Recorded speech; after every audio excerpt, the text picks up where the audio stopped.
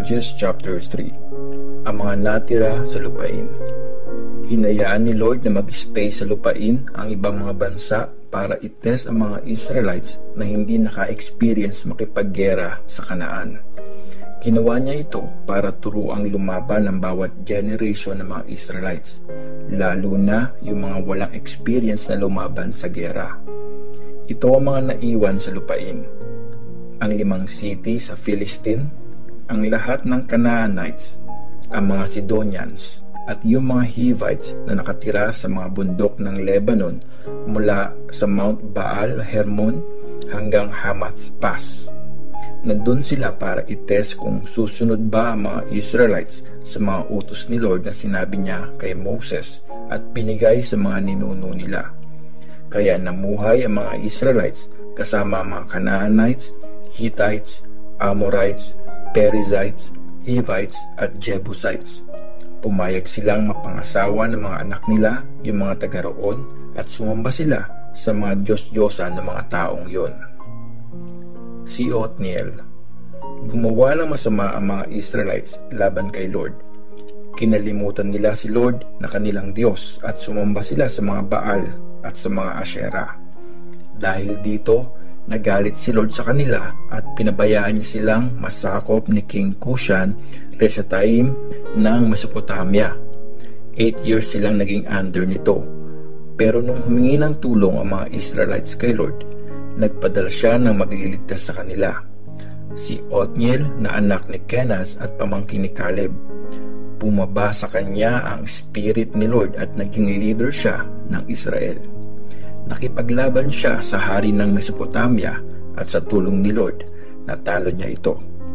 40 years naging peaceful ang lupain. Tapos, namatay si Othniel. Si Ehud. Gumawa ulit ng masama ang mga Israelites laban kay Lord. So, pinalakas ni Lord si King Eglon ng Moab. Mas malakas pa kaysa Israel. Nakipagsabwatan si Eglon sa mga Ammonites at Amalekites para gerahin ang Israel. Natalo nila ito at nasakop nila ang Jericho, ang city ng palm trees. Kaya 18 years naging under ni Eglon ang mga Israelites. Tapos, humingi ng tulong ang mga Israelites kay Lord. Kaya pinadala niya si Ehud na isang kaliwete para iligtas sila. Anak siya ng Benjamite na si Gera. Pinapunta ng mga Israelites si Ehud kay King Eglon ng Moab para dalhin ang tax nila. Gumawa si Ehud ng isang espada na kabilaan ng talim at kalahating metro ang haba. Tinali niya yon sa kanang hita niya na natatakpan ng damit niya. Tapos, dinala niya ang tax kay Eglon. Sobrang taba nitong si Eglon. Nung nabigay na ni Ehud ang mga tax, pinauwi na niya ang mga kasama niya nagdala nito. Pero pagdating sa mga inukit na bato na malapit sa Gilgal, bumalik si Ehud kay Eglon at sinabi, "Mahal na hari, may sikreto po akong sasabihin sa inyo." Kaya inutos ng hari sa mga servants niya, "Iwan niyo muna kami," at umalis nga ang lahat ng servants niya. Lumapit si Ehud sa hari na nakaupo sa malamig niyang kwarto sa tuktok ng palasyo at sinabi, "May pinapasabi ang Diyos sa inyo." Nung tumayo ang hari, binunot agad ni Ehud ang espada na nasa kanang hita niya gamit ang kaliwang kamay. Tapos sinaksak niya sa tiyan ang hari. Bumaon ang espada pati ang hawakan at natakpan ito ng taba kasi hindi na yon hinugot ni Ehud. At lumabas ang dumi ng hari. Tapos lumabas si Ehud sa kwarto at nilak ang mga pinto. Pagkaalis niya, dumating ang mga servants ng hari at nakita nilang nakalak ang mga pinto. Kaya inisip nilang dumudumi lang ang hari. So naghintay lang sila sa may labas hanggang sa mainip sila. Nung hindi pa rin binubuksan ng hari ang pinto, kinuha nila ang susi. Binuksan ang pinto at nakita nilang nakahandusay sa sahig ang hari at patay na. Pero nakatakas na si Ehud habang naghihintay ang mga servants ng hari. Nakalagpas na siya sa mga inukit na bato at papunta na sa Seira. Pagdating niya sa mabundok na bayan ng Ephraim, hinipan niya ang trumpet tapos nagdatingan ang mga Israelites. Mula doon, nilid niya sila pababa at sinabi, "Sumunod kayo sa akin. Binigay na sa inyo ni Lord ang panalo laban sa mga kaaway niyong Moabites." Kaya sumunod sila kay Ehud at sinakop nila ang lugar na tinatawiran ng mga Moabites sa Jordan. Wala silang pinatawid doon na kahit sino. Noong araw na yon, mga 10,000 na malalakas at matatapang na sundalong Moabite ang napatay nila. Walang nakatakas kahit isa. Noong araw ding yon, nasakop ng Israelites ang Moab. Tapos, 80 years naging mapayapa ang lupain. Si Shamgar. Si Shamgar na anak ni Anath ang sumunod na leader. Niligtas niya ang Israel at nakapatay siya ng 600 na Philistines gamit ang tungkod niyang pantaboy ng baka. Judges chapter 4. Sina Deborah at Barak. Pagkamatay ni Ehud, gumawa ulit ng masama ang mga Israelites laban kay Lord.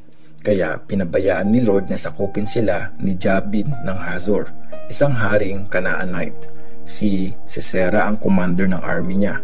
Nakatira ito sa Harosheta Goim. May 900 na karwahing bakal si Jabin. 20 years niyang pinahirapan na matindi ang Israel. Kaya humingi ng tulong ang mga Israelites kay Lord. Noong time na yon, nagsaserve bilang judge sa Israel ang babaeng prophet na si Deborah. Asawa siya ni Lapidoth.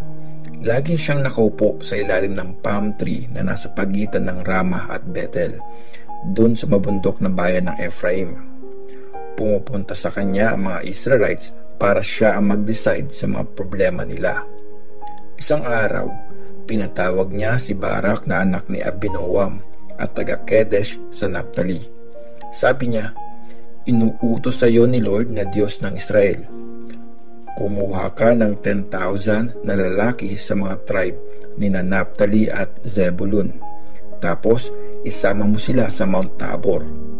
Papupuntahin ko sa Kishon River si Sisera, ang commander ng army ni Jabin, para labanan kayo doon kasama ang mga sundalo niya at mga karwahe. Pero papanalunin kita laban sa kanila." Sabi ni Barak kay Deborah, "Pupunta ako doon basta kasama ka. Pero kung di ka sasama, di ako pupunta."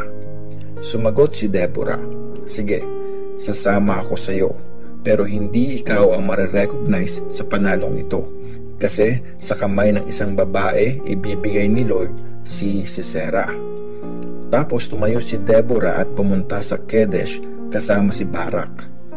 Pinatawag ni Barak ang mga tribe ni Zebulun at Naphtali sa Kedesh at sumama sa kanya ang 10,000 na lalaki. Sumama rin sa kanya si Deborah. Nung time na yon, nagtayo ng tent si Heber na isang Kenite. Tinayo niya yon malapit sa oak tree na nasa Zaananim, malapit sa Kedesh. Humiwalay siya sa ibang mga Kenites, ang descendants ni Hobab na father-in-law ni Moses. Nung mabalitaan ni Sisera na pumunta si Barak sa Mount Tabor, pinatawag niya lahat ng sundalo at pinaredy ang 900 niyang karwahing bakal. Umalis sila sa Haroshet Hagoim at pumunta sa Kishon River. Tapos sinabi ni Deborah kay Barak, "Sige, lumusob ka na. Ito ang araw na binigay sa iyo ni Lord para talunin si Sisera. Sasamahan ka ni Lord." Bumaba nga si Barak sa Mount Tabor kasama ang 10,000 niyang mga sundalo. Pagkalusob ni Barak, nilito ni Lord si Sisera at yung mga sundalong sakay ng karwahe at ang buong army niya. Nagkanya-kanyang takbo sila. Bumaba si Sisera sa karwahe niya at tumakas. Hinabol ni Barak ang mga karwahe at army hanggang sa Harosheta Goim at pinagpapatay ang buong army ni Sisera. Walang natirang sundalo kahit isa. Nakatakbo si Sisera papunta sa tent ni Jael. Asawa siya ni Heber na isang Kenite.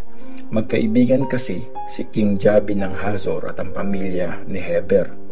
Sinalubong ni Jael si Sisera at sinabi niya, "Sir, pasok kayo sa tent ko. Huwag po kayong matakot." Pumasok nga si Sisera sa tent at tinakpan siya ni Jael ng tela. Sinabi ni Sisera, "Nauuhaw na ako, pahingi naman ng tubig." Kaya binuksan ni Jael yung inuman niyang gawa sa balat ng hayop na may lamang gatas at pinainom niya ito. After nun, tinakpan niya ulit si Sisera ng tela. Sinabi pa ni Sisera, "Tumayo ka sa may pinto ng tent. Pag may pumunta at magtanong kung may tao dito, sabihin mo, wala." Sa sobrang pagod ni Sisera, nakatulog siya ng mahimbing. Kumuha si Jael ng martilyo at tent peg. Tapos dahan-dahan siyang lumapit kay Sisera. Pinukpok niya yung tent peg sa ulo nito. Bumaon yun at tumagos sa lupa. At namatay si Sisera. Dumating naman si Barak na hinahanap si Sisera. Sinalubong siya ni Jael at sinabi, "Tara, ipapakita ko sa iyo yung taong hinahanap mo." Pagpasok ni Barak sa tent, nakita niya si Sisera sa sahig, patay na at may nakabaong tent peg sa ulo. Nung araw na yon, pinapanalo ng Diyos ang mga Israelites laban kay King Jabin ng Kanaan. Lalo pa nilang pinatindi ang pakikipaglaban hanggang sa tuluyan nila itong napabagsak.